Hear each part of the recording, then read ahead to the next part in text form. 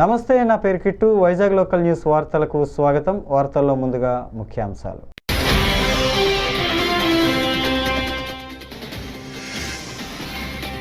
Operation Sindoor 100% success, Sambit పాత్ర.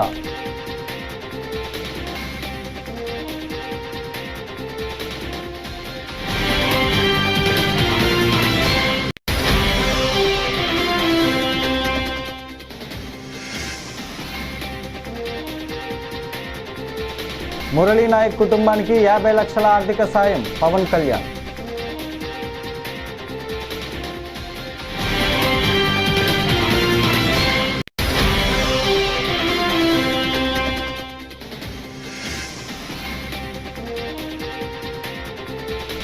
సింహాద్రి అప్పన్నకి 2వ విడత చందన సమర్పణ, స్వామివారిని దర్శించుకున్న ఏపీ హోంమంత్రి అనిత.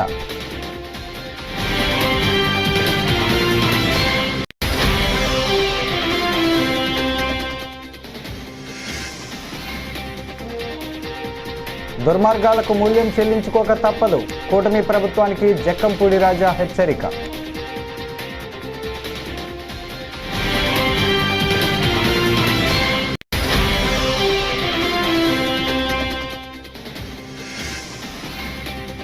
హెలికాప్టర్ ఘటనకు నాకు సంబంధం లేదు, తోపుదుర్తి.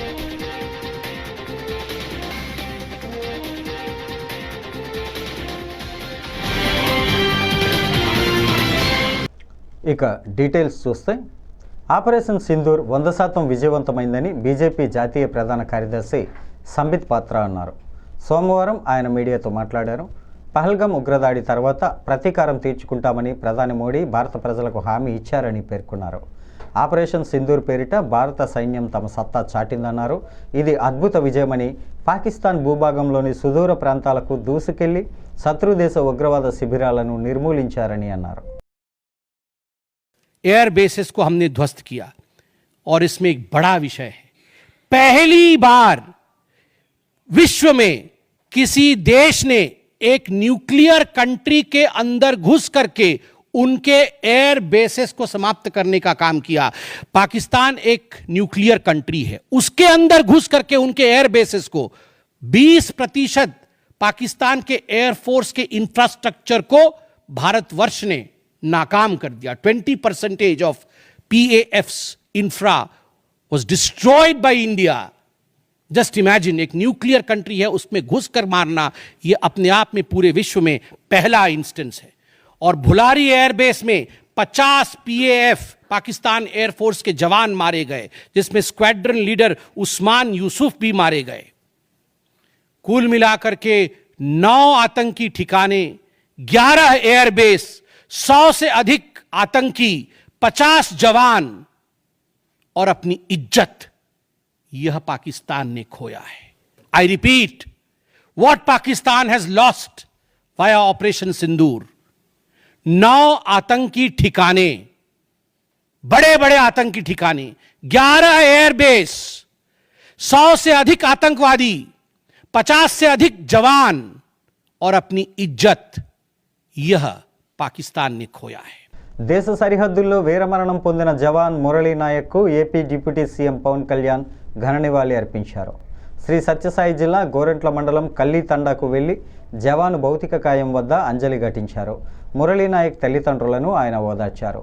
కుటుంబానికి కేంద్ర రాష్ట్ర ప్రభుత్వాలు అన్ని విధాలుగా అండగా ఉంటాయని భరోసా కల్పించారు. వారికి రాష్ట్ర ప్రభుత్వం తరపున 50 లక్షల ఆర్థిక సాయం ప్రకటించారు.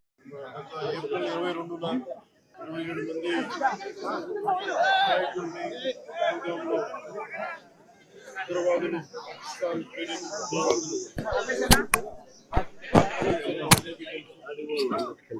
పర్యవసానం భారతదేశం పాకిస్తాన్కి అండగా ఉన్న ఈ టెర్రరిస్ట్ క్యాంపుల మీద దాడులు చేయడం, స్ట్రైక్స్ చేయడం జరిగింది.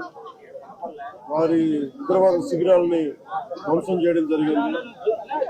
దానికి కంటిన్యూటీగా యాక్షన్ పాకిస్తాన్ కూడా మనకి కాల్పులు జరపడం, వీటి సరిహద్దుల్లో ముఖ్యంగా 5 రాష్ట్రాల్లో చాలా తీవ్ర ఉద్విగ్నతతో కూడిన పరిస్థితులు ఏర్పడ్డాయి. ఆ క్రమంలో మన ఆంధ్రప్రదేశ్ కు సంబంధించిన మురళీ నాయక్ కూడా అగ్నివీరుగా గత 2 సంవత్సరాలు 22లో వెళ్ళిన వ్యక్తి. తల్లిదండ్రులతో మాట్లాడుతూ ఉంటే ఒకటే చెప్పాను, నేను దేశం కోసమే పుట్టాను, దేశం కోసమే చనిపోతాను అనేది పదే పదే చెప్తా ఉన్నాడు. ఎందుకు నాయన మనకి ఆ ఉద్యోగాలను అంటున్నా కానీ లేదమ్మా నాకు రైల్వే ఉద్యోగం వచ్చినా రైల్వే ఉద్యోగానికి పోలేదు, కేవలం దేశం కోసం పనిచేస్తాను, నేను దేశం కోసం చచ్చిపోతాను. వైసీపీ మాజీ ఎమ్మెల్యే తోపుదుర్తి ప్రకాష్ రెడ్డి శ్రీ సత్యసాయి జిల్లా సీకేపల్లి పిఎస్లో సోమవారం పోలీసుల విచారణకు హాజరై మీడియాతో మాట్లాడారు. హెలికాప్టర్ ఘటనకు నాకు సంబంధం లేదు, పోలీసుల భద్రతా వైఫల్యాన్ని కప్పిపుచ్చుకోవడానికే నాపై కేసులు పెడుతున్నారు. వైసీపీ అధినేత జగన్కు భద్రత కల్పించడంలో ప్రభుత్వం విఫలమైంది. విచారణలో అడిగిన 102 ప్రశ్నలకు సమాధానం చెప్పాను అని తోపుదుర్తి అన్నారు. హెలిప్యాడ్ ఏర్పాటు విషయంగా కానీ, హెలికాప్టర్ ల్యాండింగ్ విషయంగా కానీ పర్మిషన్ అడిగింది నేను కాదు, అనుమతి ఇచ్చి నా అడ్రస్ చేసింది నాకు కాదు, హెలిప్యాడ్ లోపలికి పలానా వాళ్ళని అనుమతించమని అడిగింది నేను కాదు.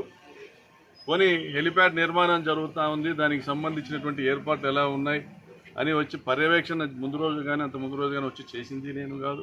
పోలీస్ డిపార్ట్మెంటు బ్యారికేడ్ల చుట్టూ వచ్చేటువంటి జనాలను అసెస్ చేసుకుని అంచనా చేసుకుని ఎన్ని వేల మంది వస్తారన్నటువంటి ఒక ఇంటెలిజెన్స్ లేదా ఎస్బీ వారి నివేదిక ఆధారంగా అంచనా వేసుకుని భద్రతా సిబ్బందిని బ్యారికేడ్స్ చుట్టూ మోహరించి ప్రజలు బ్యారికేడ్లు దాటి రాకోకుండా అడ్డుకోవాల్సినటువంటి బాధ్యత పోలీసు వారిది. వారి వైఫల్యాన్ని ఈరోజు ప్రజలు ఎత్తి చూపిస్తూ ఉండడంతో, ప్రతిపక్షాలు ఎత్తి చూపిస్తూ ఉండడంతో ఈ వైఫల్యం మాది కాదు, ప్రకాష్ రెడ్డిది. అంటే అక్కడ బ్యారికేడ్లు బలంగా స్టీల్ బ్యారికేడ్స్ వేయించినప్పటికీను, స్టీల్ బ్యారికేడ్స్తో పాటు మామూలుగా జగన్ గారి ప్రోగ్రాంలో ఏర్పాటు చేసేటువంటి కర్రలు గుంజలు నాటించినప్పటికీ కూడా అవి బలహీనంగా ఉన్నాయి కాబట్టి వాళ్ళు చుచ్చుకొని వచ్చారని నెపం నెట్టేటువంటి ప్రయత్నం చేస్తున్నారు. లింగమయ్య హత్య జరిగిందనే విషయం మర్చిపోయేటట్లుగా ప్రచారం చేస్తున్నారు. అక్కడ ఏదో పోలీసు వైఫల్యం. విశాఖ జిల్లా సింహాచలం పుణ్యక్షేత్రంలో వైశాఖ పౌర్ణమిని సోమవారం ఘనంగా నిర్వహించారు. అర్చకులు వేకువజామున స్వామిని సుప్రభాత సేవతో మేల్కొల్పి ప్రాతకాల పూజలు జరిపారు.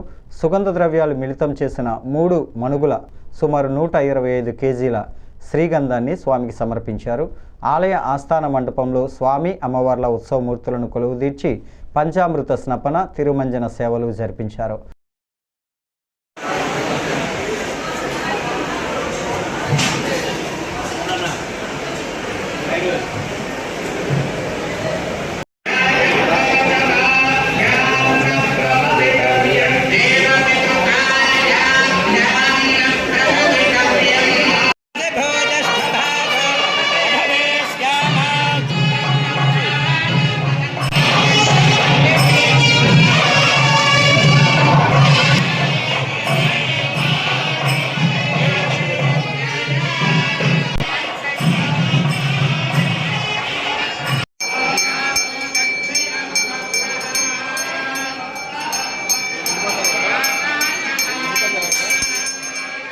సుందరాయ శుభాంగాయ మంగళాయ మహోత్సే సింహశైల నివాసాయ శ్రీ నృసింహాయ మంగళం. శ్రీ శ్రీ శ్రీ వరాహలక్ష్మీ నృసింహస్వామి వారి సన్నిధానంలో వైశాఖ శుద్ధ పూర్ణిమ సోమవారం విశాఖ నక్షత్రం. ఈనాడు తెల్లవారుజామున 2:30 గంటలకు సుప్రభాతం జరుగుతుంది. సుప్రభాతం అయిన తర్వాత విశ్వక్సేనారాధనం పుణ్యాహవచనం అయిన తర్వాత చందన సమర్పణం జరుగుతుంది. 2వ విడత చందన సమర్పణం. స్వామివారి చందన సమర్పణం జరిగిన తర్వాత అప్పుడు ఆరాధన ఆరంభమవుతుంది. ఆరాధనలో భాగంగా నిత్యవేద పారాయణం, ఉపనిషత్ పారాయణం, దివ్య ప్రబంధ సేవాకారం, అనంతరం ధూప సేవ సమయంలో చతుర్వేద పారాయణం, శ్రీరామాయణం, భారతం, భాగవతం, విష్ణు పురాణం, క్షేత్ర మహాత్మ్యం, వరాహ పురాణం, శ్రీభాష్యం, భగవద్గీత మొదలైన గ్రంథాలని పారాయణం చేయడానికి ఉపక్రమిస్తారు. అయిన తర్వాత బాలభోగ నివేదనం, అయిన తర్వాత నిత్యోహోమం, బలిహరణం, అయిన తర్వాత మంగళాశాసనం, జాతముల గోష్ఠి, తీర్థ వినియోగం, అయిన తర్వాత చుట్టు సన్నిధుల్లో మంగళాశాసనం పూర్తి చేసుకున్న తర్వాత రాజభోగం కూడా ఇవాళ ఉదయమే జరుగుతుంది. ఉదయకాలంలోనే రాజభోగం అయిన తర్వాత చుట్టు సన్నిధుల్లో నివేదనం, మంగళహారతి అయిన తర్వాత సుమారుగా 6:30 గంటల నుంచి సర్వదర్శనం కొనసాగుతుంది. మధ్యాహ్నం 2:30 గంటల వరకు నిరంతరాయంగా సర్వదర్శనం కొనసాగుతుంది. మధ్యాహ్నం 2:30 గంటల నుంచి 3 గంటల వరకు మధ్యాహ్న విరామం. ఈ సమయంలో భక్తుల యొక్క దర్శనం నిలుపుదల చేయడం జరుగుతుంది. మధ్యాహ్నం 3 గంటల నుంచి రాత్రి 7 గంటల వరకు సర్వదర్శనం కొనసాగుతుంది. రాత్రి 7 గంటల నుంచి దర్శనములు నిలుపుదల చేసిన తర్వాత భక్తులు పూర్తయిన తర్వాత రాత్రి ఆరాధన ఆరంభమవుతుంది. రాత్రి ఆరాధన పూర్తయిన తర్వాత ఏకాంత సేవ కవాటబంధనంతో ఈనాటి కార్యక్రమం సుసంపన్నమవుతుంది. ఏపీ హోంశాఖ మంత్రి వంగలపూడి అనిత విశాఖ జిల్లా సింహాద్రి అప్పన్న స్వామివారిని దర్శించుకున్నారు. అంతకుముందు ఆమెకు ఆలయ కార్యనిర్వహణాధికారి ఎన్ సుజాత, ఆలయ ప్రధాన అర్చకులు శ్రీనివాచార్యులు, వేద పండితులు స్వాగతం పలికి దర్శన ఏర్పాట్లు చేశారు. అనంతరం హోంమంత్రి స్వామివారి కప్పస్తంభాన్ని ఆలింగనం చేసుకున్నారు.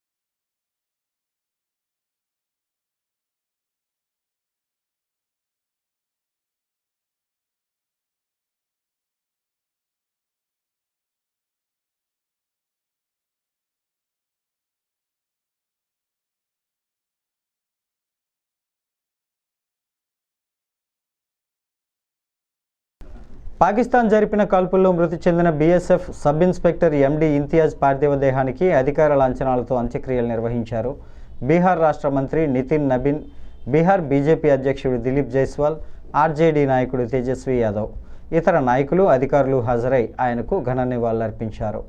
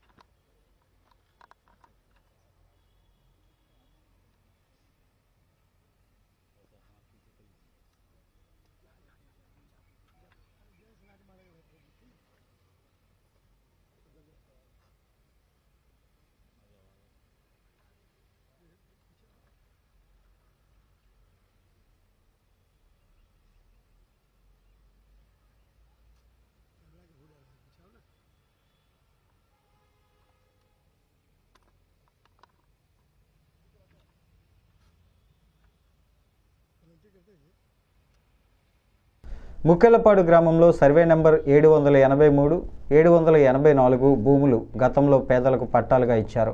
ప్రస్తుతం వాటిని మిలిటరీకి కేటాయించేందుకు రెవెన్యూ అధికారులు ప్రయత్నిస్తున్నారు. వీఆర్ఓలు రైతులను భూమిని ఖాళీ చేయమని సూచించగా వారు నిరాకరించారు. అయితే తహసీల్దార్ బలవంతంగా ఖాళీ చేస్తుండడంపై రైతులు, ప్రజా సంఘాలు సోమవారం నరసరావుపేట జిల్లా కలెక్టర్ కార్యాలయం వద్ద ధర్నా చేశారు. మిత్రులారా, నూజెండ్ల మండలం ముక్కెలపాడు గ్రామంలో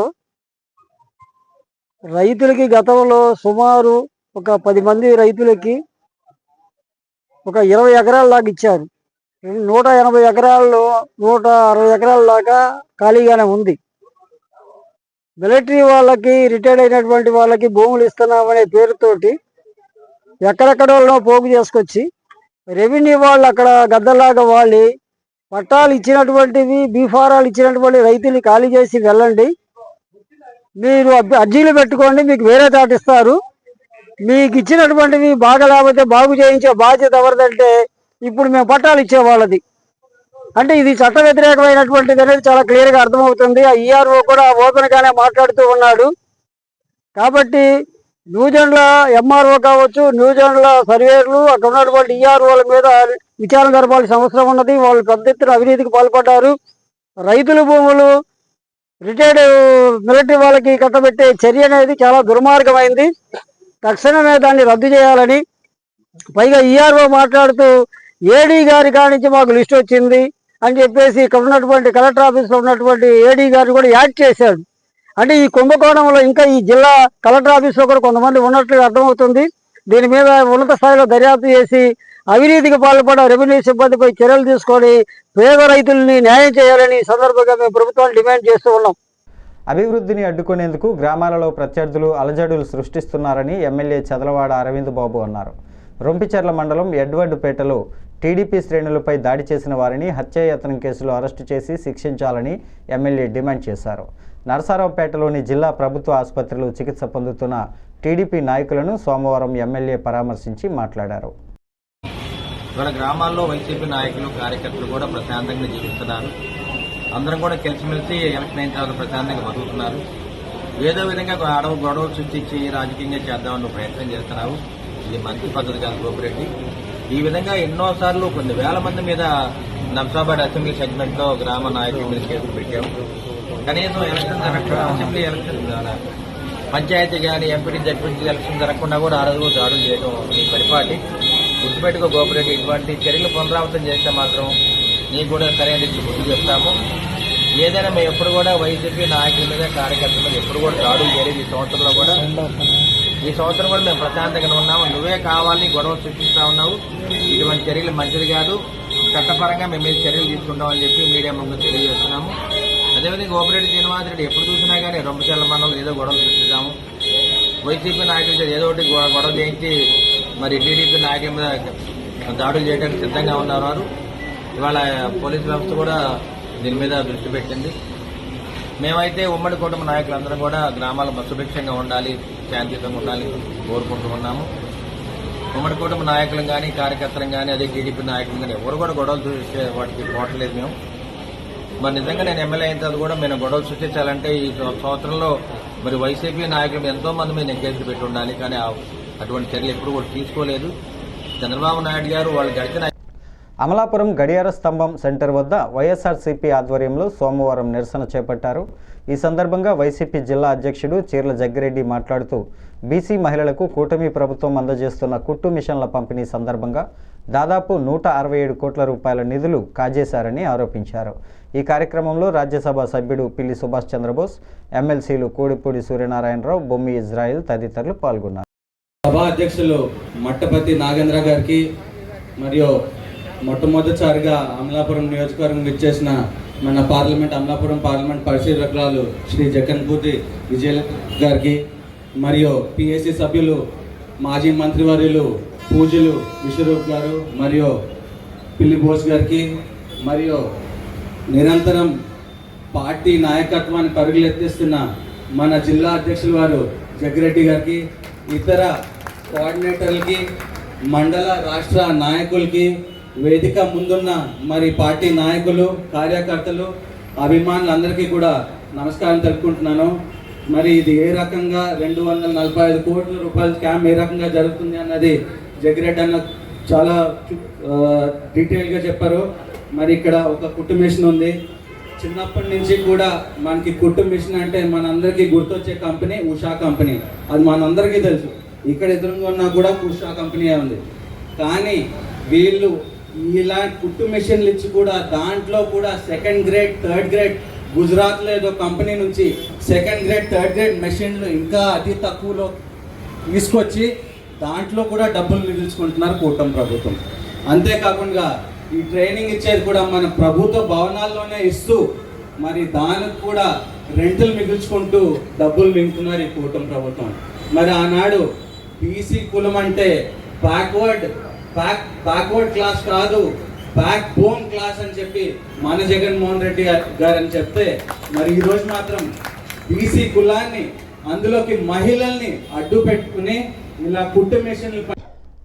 డాక్టర్ బిఆర్ అంబేద్కర్ రాజ్యాంగ స్ఫూర్తికి విరుద్ధంగా రాష్ట్రంలో కూటమి ప్రభుత్వం వ్యవహరిస్తోందని వైఎస్ఆర్ కాంగ్రెస్ పార్టీ రాష్ట్ర యువజన విభాగ అధ్యక్షుడు రాజానగరం మాజీ ఎమ్మెల్యే జక్కంపూడి రాజా విమర్శించారు. కక్ష సాధింపు చర్యలు మితిమీరిపోయాయని, శాంతి భద్రతలు కరువయ్యాయని మండిపడ్డారు. స్థానిక ప్రకాశం నగర్ కార్తికేయ ఎన్క్లేవ్లోని ఆయన స్వగృహంలో సోమవారం జరిగిన మీడియా సమావేశంలో ఆయన మాట్లాడారు. మాజీ మంత్రి వైసీపీ నాయకురాలు విడుదల రజనీ విషయంలో పోలీసులు వ్యవహరించిన తీరు శోచనీయమన్నారు. ఫిర్యాదు రిజిస్టర్ కూడా చేయకుండానే వాళ్ళు అనుకున్నదే తడవుగా ఇంటి దగ్గర ఉంటే ఇంటి దగ్గర, ఎక్కడ ఉంటే అక్కడికి వెళ్ళి వాళ్ళను లాక్కొని వచ్చే విధంగా ప్రవర్తించడం దారుణమని అన్నారు. ఎవరి మెప్పు కోసం ఎవరి దగ్గర మార్కులు కొట్టేయడానికి ఇలా వ్యవహరిస్తున్నారంటూ ఆయన ప్రశ్నించారు. మీరు ఏం చెప్తే అది నడవాలన్నట్టుగా కారులోంచి ఓ మంత్రిగా పనిచేసినటువంటి వ్యక్తిని ఆడవాళ్ళని చెప్పి కూడా చూడకుండా చేయి పట్టుకుని బయటికి లాగేటటువంటి కార్యక్రమం, కారు డోరుని పెట్టి ఆమెని కొట్టేటటువంటి కార్యక్రమం చేస్తే చూస్తూ ఊరుకుంటారేమో అని చెప్పి బహుశా మీరు అనుకుంటున్నారేమో. ఖచ్చితంగా దానికి తగినటువంటి పనిష్మెంటు మీరు అనుభవించాల్సి వస్తుంది. దానికి ఈరోజే మీరు ప్రిపేర్ అవ్వండి అనేటువంటి విషయాన్ని కూడా వేళ చెప్తా ఉన్నాం. అంటే పైనుంచి మీకు ఒత్తిడి చేస్తే మీకు పోస్టింగ్లు ఇచ్చినటువంటి వాళ్ళు, మీకు ఎమ్మెల్యేలుగా ఉన్నటువంటి వాళ్ళకి మీరేదో చెంచాగిరి చేస్తూ వాళ్ళు ఏం చెప్తే చెయ్యాలి అని అనుకుంటే ఇక్కడ చట్టాలు లేవా? ప్రజాస్వామ్యం కాదా ఇది? మీ మీ పరిధిలో లోబడి పనిచేయాలనేటువంటి విషయం మీ ట్రైనింగ్లో మీరు నేర్చుకోలేదా? ఏం చూసే వేళ మీరు పైకి ఎగరబడతా ఉన్నారు, మీ పరిధిని దాటి మీరు వ్యవహరిస్తూ ఉన్నారు. ఖచ్చితంగా Andhra Pradesh union of working journalist APUWJ Visakha జిల్లా కమిటీ ఆధ్వర్యంలో రాష్ట్రంలోనే మొదటిసారిగా ఫ్లడ్ లైట్ల వెలుతురులో జర్నలిస్టుల premium league JPL cricket tournament ఈ నెల 21వ తేదీ నుంచి 26వ తేదీ వరకు అక్కయ్యపాలెం పోర్టు స్టేడియంలో సాయంత్రం 7 గంటల నుంచి రాత్రి 12 గంటల వరకు జరగనున్నాయి. ఈ క్రికెట్ పోటీల్లో అనకాపల్లి, పరవాడ, గాజువాక, పెందుర్తి, విశాఖ సిటీ, మధురవాడ, తగరపోల్స తదితర ప్రాంతాల నుంచి వర్కింగ్ జర్నలిస్టులతో కూడిన జట్టులు ఈ క్రికెట్ టోర్నీలో పాల్గొంటాయి. ఈ కార్యక్రమానికి ముఖ్య అతిథిగా రాష్ట్ర హోంశాఖ మంత్రి శ్రీ వంగలపూడి అనిత, ఏపీడబ్ల్యూజే రాష్ట్ర అధ్యక్షుడు ఐవి సుబ్బారావు, రాష్ట్ర కార్యదర్శి చందు జనార్దన్, సామ్నా అధ్యక్షుడు నల్లి ధర్మారావు, యూజేఎఫ్ అధ్యక్షుడు ఎంఆర్ఎన్ వర్మ, ఏపీయూడబ్ల్యూజే జిల్లా అధ్యక్ష కార్యదర్శులు కె రాము, ఆర్ రామచంద్రరావు, జిల్లా కార్యవర్గ సభ్యులు, అలాగే ఏర్పాట్ల కమిటీ సభ్యులు పాలిక రవి, చందు యాదవ్, పవన్, రాహుల్, భరత్ తదితరులు ఈ కార్యక్రమాన్ని నిర్వహిస్తారు. నా పేరు రాము, ఏపీయూడబ్ల్యూజే జిల్లా అధ్యక్షుడిని. ఈ నెల 21వ తేదీ నుండి 26వ తేదీ వరకు జర్నలిస్టుల ప్రీమియం లీగ్ ఓన్లీ జర్నలిస్టులతో క్రికెట్ టోర్నమెంట్ నిర్వహిస్తున్నాం. ఇది దీంట్లో ప్రత్యేకత ఏంటంటే ఇది రాత్రి వేళ ఫ్లడ్ లైట్ వెలుతురులో చేస్తున్నాం. ఈ టోర్నమెంట్ ఈ ఫ్లడ్ లైట్లో పెట్టేది అనేది రాష్ట్రంలో ఇప్పటి వరకు ఎక్కడ నిర్వహించలేదు. ఇదే మొదటిసారి విశాఖపట్నంలో నిర్వహిస్తున్నాం. దీనికి సంబంధించి ముఖ్య అతిథిగా మన హోంమంత్రి గారు శ్రీమతి అనిత గారు హాజరవుతారు. అలాగే ఏపీయూడబ్ల్యూజే జిల్లా రాష్ట్ర అధ్యక్షులు ఐవి సుబ్బారావు గారు, కార్యదర్శి చందు జనార్దన్ గారు, అలాగే AP press academy chairman Alapati Suresh గారు, అలాగే ఉత్తరాంధ్ర ఏపీయూడబ్ల్యూజే పెద్ద దిక్కు అయినటువంటి నల్లి ధర్మారావు గారు, అలాగే ఉత్తరాంధ్ర జర్నలిస్ట్ అధ్యక్షులు ఎంఆర్ఎన్ వర్మ గారు ఈ కార్యక్రమాన్ని ముందుండి నడిపిస్తారు. అలాగే ఈ కార్యక్రమానికి ఈ క్రికెట్ టోర్నమెంట్ సక్సెస్ అవ్వడానికి ఒక కమిటీగా ఏర్పడి దాన్ని ఇప్పటి వరకు అన్ని ఏర్పాట్లు చేస్తున్న పాలిక రవి గారు, అలాగే చందు యాదవ్, పవన్, భరత్ తదితరులు ఈ కార్యక్రమంలో ముఖ్య పాత్ర పోషించారు. ఈ టోర్నమెంట్ ద్వారా జర్నలిస్టులకు కాస్తంత ఉపశమనం కలుగుతుందని ఆ చిన్న ఆశతో ఈ కార్యక్రమం నిర్వహిస్తున్నాం. దీన్ని అందరూ సద్వినియోగం చేసుకోండి. ఈ నెల 21 నుంచి 26వ తేదీ వరకు ఉంటుంది. దీనిపై ఆల్రెడీ వాట్సాప్లో మీకు మెసేజ్లు కూడా పెట్టడం జరిగింది. దానికి సంబంధించి ఆ నెంబర్లకి ఇచ్చేసి మీరు టీంలు రిజిస్టర్ చేసుకోవాలి. అది 15వ తేదీ లోపు ఈ టీంలు నమోదు చేసుకుంటే తద్వారా దాన్ని డ్రా తీసి ఎవరికి ఎప్పుడు మ్యాచ్ ఉంటుందని తెలుస్తుంది. అలాగే దీంట్లో ప్రత్యేకత ఏంటంటే మరో ప్రత్యేకత, దీనికి సపరేట్గా నాకౌట్ మ్యాచ్ కాదు. దీనికి ఏదైతే ఐపీఎల్ అవుతుందో దాని మాదిరిగా ఈ జేపీఎల్ కూడా ఉంటుంది. దీంట్లో ఎప్పటికప్పుడు ఏదైతే ఓడిపోయినా మళ్ళీ ఆడే అవకాశం ఉంటుంది. కావున అందరూ దీన్ని సద్వినియోగం చేసుకొని ఆనందిస్తారని నేను కోరుకుంటున్నాను. పోర్టు ప్రాంతంలో గొడవలకు రంగులు బొమ్మలు వేసిన కళాకారుల కష్టార్జితం ఎగ్గొట్టడానికి కుట్ర చేయడమే కాకుండా కళాకారులను గూండాల చేత బెదిరింపులకు గురి చేసిన కేసీఎస్ కన్స్ట్రక్షన్స్ యాజమాన్యంపై చర్య తీసుకోవాలని కుల వివక్ష వ్యతిరేక పోరాట సంఘం ఉపాధ్యక్షుడు వై రాజు అన్నారు. సోమవారం పోర్టు గోడలపైన బొమ్మలు వేసిన కార్మికులకు కాంట్రాక్టర్ డబ్బులు ఎగ్గొట్టడమే కాకుండా గూండాయిజం చేసి బెదిరించడాన్ని వ్యతిరేకిస్తూ జగదాంబ సిఐటియు కార్యాలయంలో నిర్వహించిన మీడియా సమావేశంలో ఆయన మీడియాతో మాట్లాడారు. 10 మంది కళాకారులు కేసీఎస్ కన్స్ట్రక్షన్ యాజమాన్యం వద్ద సుమారు సంవత్సర కాలం రెక్కలు ముక్కలు చేసి మండుటెండలో పనులు చేయడం జరిగిందని, పనులు పూర్తయిన 4 నెలలు గడిచినా కాంట్రాక్ట్ లేబర్ ఛార్జీ చెల్లించకుండా కాలయాపన చేస్తున్నారని, చేసిన పనులకు లేబర్ ఛార్జీలు అందక కళాకారులు తీవ్ర ఆర్థిక ఇబ్బందులు ఎదుర్కొంటున్నారని అన్నారు. కాంట్రాక్టర్ గూండాయిజం నశించాలి, కాంట్రాక్టర్ గూండాయిజం నశించాలి. కేసీఎస్ కన్స్ట్రక్షన్ యాజమాన్యం. నా పేరు వైరాజు, కుల వ్యవస్థ వ్యతిరేక పోరాట సంఘం వైస్ ప్రెసిడెంట్ని. ఈరోజు విశాఖపట్నంలో సూర్యాబాగ ప్రాంతంలో ఉన్న ఆర్టిస్టులు విశాఖ పోర్టు అథారిటీకి సంబంధించిన గోడలు ఫిషింగ్ హార్బర్ దగ్గర నుంచి మొత్తం కాన్వెంట్ జంక్షన్ వరకు 1,70,000 ఎస్ఎఫ్టీ వర్క్ చేయడం జరిగింది. ఇటువంటి బొమ్మలు అనేది వేయడం జరిగింది. మొత్తం 15 మంది 20 మంది సంవత్సరం కాలం పనిచేసి దాన్ని మధ్యకాలంలోనే పూర్తి చేశారు. పని పూర్తి చేసి 4 నెలలు గడిచినప్పుడు కూడా కాంట్రాక్ట్ ఎంతవరకు పేమెంట్ చేయలేదు. దాదాపు 11 లక్షల రూపాయలు కేసీఎస్ కన్స్ట్రక్షన్ యాజమాన్యం ఈ ఆర్టిస్టులకి డబ్బులు చెల్లించవలసి ఉంది. కానీ ఏవో కుంటి షాకులు చెప్పి కాలయాపన చేస్తున్నారు తప్ప డబ్బులు చెల్లించడానికి ముందుకు రావట్లేదు. మరి మన పోర్టు చైర్పర్సన్ గారికి దీని మీద ఫిర్యాదు కూడా చేయడం జరిగింది. ఒక కాంట్రాక్టర్కి ఒక ఆర్టిస్ట్కి అయితే పేమెంట్ చేశారు, ఇంకో ఆర్టిస్ట్ సిహెచ్ రాజు అనే ఆర్టిస్ట్కి పేమెంట్ ఇంతవరకు జరగలేదు.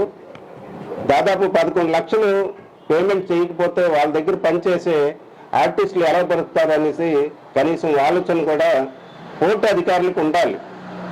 పోర్టులోనే ఇంత పెద్ద పని చేయడం అన్నది ఈ చివరి నుంచి ఆ చివరి వరకు ఎండ వాన కాకుండా అన్ని టైంలో పనులు పూర్తి చేసి సకాలంలో అందజేస్తే వాళ్ళకి పేమెంట్ ఇవ్వకపోవడం చాలా విచారకరం. మరి అధికారులు దీని మీద పర్యవేక్షణ చేస్తున్నారా లేదా, ఈ వర్క్ ఆర్డర్ ఎంతకి ఇచ్చారు, కాంట్రాక్టర్ డబ్బులు ఎగ్గొడితే మళ్ళీ రాబోయే కాలంలో ఏమైనా ఇటువంటి వర్క్స్ ఉంటే ఎవరైనా ముందుకు వస్తారన్నది పోర్టు అధికారులు ఆలోచించాలి. ఎంతో ప్రతిష్టాకరమైన పోర్టు సంస్థలో ఇటువంటి కాంట్రాక్టులు ఉండవన్నది సరైనది కాదు. ఈ వార్తలు ఇంతటితో సమాప్తం. తిరిగి మరో తాజా బులెటిన్లో మళ్ళీ కలుసుకుందాం. అంతవరకు సెలవు. నమస్కారం.